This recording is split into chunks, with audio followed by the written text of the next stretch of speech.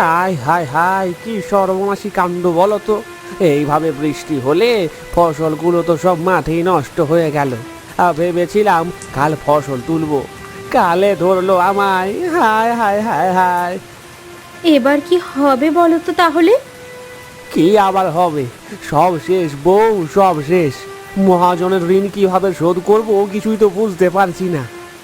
তোমার মতো গ্রামে আরো অনেকেরই এই একই সমস্যা। দেখবে মহাজন এবারে নিশ্চয়ই উনি সব ঋণ মুকুব করে দেবেন। মহাজন আমাদের খুব ভালো মনের মানুষ। এবারে গ্রামে চাষিদের অনেক ক্ষতি হয়ে যাবে দেখতে পাচ্ছি। ফসল তোলার সময় যদি এত বৃষ্টি হয় তাহলে তো অনেক ক্ষতি। কি করা যায়, কি করা যায়? মহাজন চিন্তিত মুখে পায়চারি করতে থাকে। বাইরে সারা রাত ঝড় বৃষ্টি হয়। পরের দিন সকালবেলা মহাজন তার গ্রামের কিছুজন মিলে সবজি বাগানে গিয়ে দেখে সর্বনাশ কাণ্ড। আমি এই ভয়টাই পেয়েছিলাম। এবার কি হবে বাবু? আমরা তো সব পথে বসলাম। আমারও তো ভালোই ক্ষতি হলো গো। কি করা যায় কিছুই তো বুঝতে পারছি না। আকাশে অনেক মেঘ বাবু। হে বাবু, সব সবজি নষ্ট। সব সবজি নষ্ট, তাই না? সবাই চিন্তিত মুখে যে যার বাড়ি ফিরে আসে। ঝড় বৃষ্টি এক নাগাড়ে চলছে সকাল থেকে। রতন তার বউ ঘরে বসে আছে। কি রান্না করব, ঘরে যে কিছুই নেই। বাইরে যা বৃষ্টি পড়ছে, আমি তো কোথাও যেতে পারবো না। এক কাজ করো, আজকে মুড়ি খেয়ে করে কাজটা চালিয়ে দাও। কালকে সকালে উঠেই বাজারে যাব। এইভাবে 2 দিন কেটে যায়। বৃষ্টি কমার নামই নেয় না। চারিদিকে জল জমে যায়। এমন অবস্থায় কি করবে সকলেই প্রায় চিন্তিত। কিছু একটা উপায় খুঁজতে হবে। গ্রামের প্রত্যেকের ঘরে ভাতের অভাব, আর আমি এখানে বসে ভাত খেতে পারবো না। হরি, হরি, তাড়াতাড়ি আসো তো। হ্যাঁ হ্যাঁ মালিক, বলুন বলুন। বলছি, একটা কথা বলো তো। আমার শস্য গাড়ে কত বস্তা শস্য মজুদ আছে? যা শস্য দানা আছে তাতে কি 1 মাস চলবে গোটা গ্রামবাসীর? বলেন কি বাবু, 1 সপ্তাহ চলবে না, সবই তো শেষ। বাবুর এই কথা শুনে মাথায় হাত পড়ে যায়। কিভাবে চলবে চাষিদের? গ্রামবাসীদের বিপদের সময় তিনি কিছুই করতে পারবেন না। তিনি ঘরে বসে বসে ভাবতে থাকেন এক মনে, দেবতাকে ডাকতে থাকেন। হে আরাধ্য দেবতা, হে লক্ষ্মী মাতা, আমার উপরে কৃপা করো। জমিদার বাবু ছিলেন খুব সহজ সরল মানুষ। তিনি গ্রামবাসীদের বিপদে সর্বদা পাশে থাকতেন। লক্ষ্মী মাতা সর্বদা ওনার উপরে কৃপা করতেন। জমিদার বাবু সেদিন রাতের বেলায় চিন্তিত মনে শুয়েছিল। হঠাৎ ওনার সামনে আসে লক্ষ্মী মাতা। ওঠো বৎস, আমি জানি গ্রামের এখন বড় বিপদ। তোমাকে গ্রামবাসীদের পাশে থাকতে হবে। তোমাকে আমি কয়েক বস্তা দানা শস্য আর কয়েকটা মুরগি ছানা দিচ্ছি। গ্রামবাসীদের মধ্যে বিলিয়ে দিও।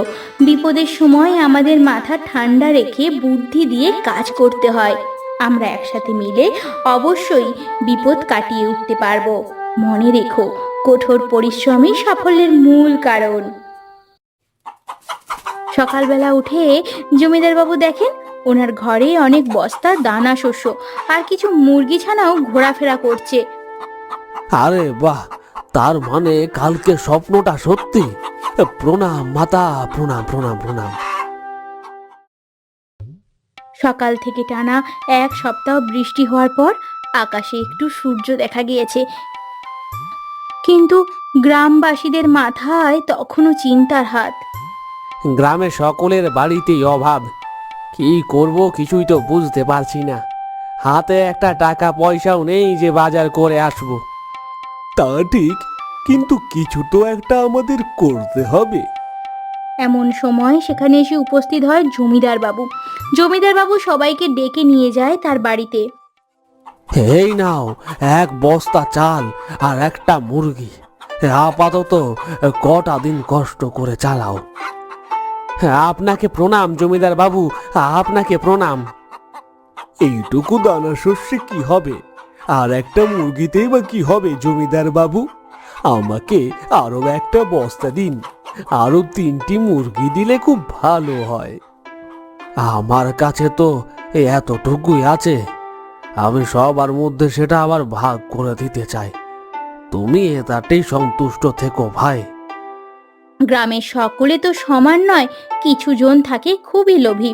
কয়েকজন চাইছিল তারা বেশি বেশি দানা শস্য আর বেশি বেশি মুরগি পেতে, কিন্তু জমিদার বাবু সকলকে এক বস্তা দানা শস্য আর একটা করেই মুরগি দিয়েছেন। জমিদার বাবু কত ভালো বলো, আমাদের আর কোনো চিন্তা নেই, শুয়ে বসে আরাম করে বেশ কাটবে। তোমার কি মাথা খারাপ হয়েছে? কোনো চিন্তা নেই মানে? তুমি কি ভেবেছো এটাতে সারা বছর তোমার চলবে? এইটাতে কয়েকদিন মাত্র চলবে, তোমাকে তো কাজে লাগতেই হবে। তুমি তো ঠিকই বলেছ, কিন্তু কি করব বলো তো? এই মুরগিটা পালবো, তার সাথে তুমি নতুন করে জমিতে ফসল ফলাবার চেষ্টা করো। জল অনেক কমে গেছে, বৃষ্টিও থেমে গেছে, মাটি বেশ ভালো জলে পরিপূর্ণ হয়ে আছে, ভালো চাষ হবে, বুঝেছো? কিছু সবজি, কিছু ফল, সব রকমের চাষ করো, বুঝলে? তো তো অনেক বুদ্ধি বউ। মুরগিটা আমি পালবো, একটা মুরগি থেকে অনেক মুরগি করব। তারপর একদিন মুরগির মাংস খাবো, ডিম খাবো আর মুরগি নিয়ে ব্যবসা করব। বাবা রে বাবা, তোমার তো অনেক স্বপ্ন। একদম। জমিদার বাবুর কাছ থেকে আরেকটু বেশি করে মুরগি আনতে পারলে না, তাহলেই তো মুরগিগুলো কেটে মাংস করে খাওয়া যেত। দিল না, তবে যা দিয়েছে তাতে 1 সপ্তাহ বেশ ভালো করে চলে যাবে, বেশ কাটবে শুয়ে বসে। দেখো দেখো কি কাণ্ডটাই না হয়েছে, দেখো। আরে এটা কি করে সম্ভব? এত তাড়াতাড়ি মুরগিটা এত বড় হয়ে গেল কি করে? তাও আবার এতগুলো ডিম দিয়ে দিল।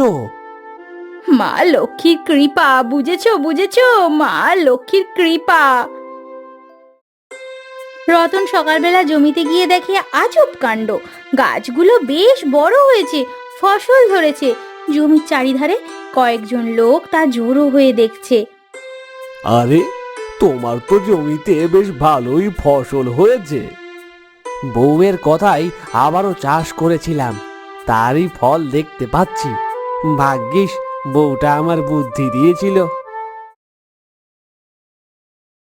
মূর্খ একটা, বুদ্ধি দিতে পারো না?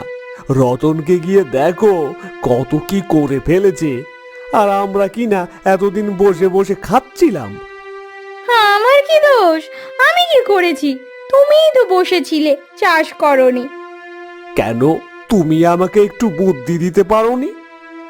আমার কি আর অত শত বুদ্ধি আছে? তাহলে এখন তুমি চাষ শুরু করো না, দেরি তো হয়নি গো, শুরু করলেই ঠিক হয়ে যাবে। তা ঠিক, আজকেই মাঠে যাব। আরে রতন, কি করছো?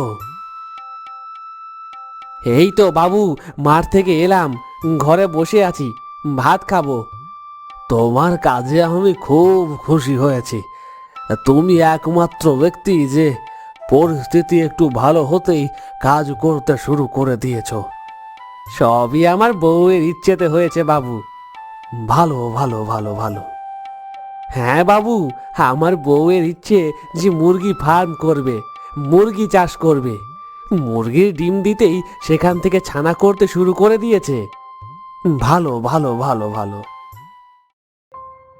নন্দ ও রতনের সাফল্য দেখে সবে জমিতে ফসল গুনে আসে, আর সেই দিনই শুরু হয় ঝড় বৃষ্টি।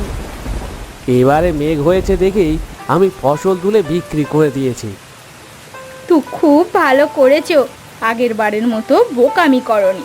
তবে এই ঝড় বৃষ্টিতে কি রান্না করি বলো তো? কি খাবে তুমি? এই ঝড় বৃষ্টিতে খিচুড়ি আর ডিম ভাজা হলে খারাপ হতো না। একটা মুরগি থেকে আমি 10টা মুরগি করেছি, আজকে আমি 5টা ডিমও বিক্রি করেছি। দেখলাম মুরগিগুলোর আরও 2টো ডিম আছে, চলো আজকে তাহলে তোমাকে খিচুড়ি ডিম ভেজে খাওয়াই। রতনের বউ সেদিন ঘরে নিশ্চিন্ত মনে খিচুড়ি আর ডিম ভাজা রান্না করতে থাকে। আগের বাড়ি যদি ঝড় বৃষ্টির পর চাষ শুরু করতাম তাহলে হয়তো আমাদেরও ঠিক সময়ে ফসল ফলে যেত। আচ্ছা আচ্ছা, আমাদের লাগানো গাছগুলো কি সব নষ্ট হয়ে যাবে গো? হ্যাঁ গো বউ, সব নষ্ট হয়ে যাবে। তোমারও বলিহারি, মাথায় তখন বুদ্ধি হলো না বলো? হ্যাঁ, আমার কি দোষ? সবই তো তুমি আমাকে শুধু কথা শোনায়। আবারও শুরু হয়ে যায় নন্টু আর নন্টুর বউয়ের ঝগড়া। এই জন্যই বলে বিপদের সময় মাথা ঠান্ডা রেখে কাজ করতে হয়, তাতে পরিস্থিতি ভালো হলে আপ্রাণ চেষ্টা করতে হয় ভালো কিছু করার। ভালো খারাপ নিয়েই আমাদের জীবন।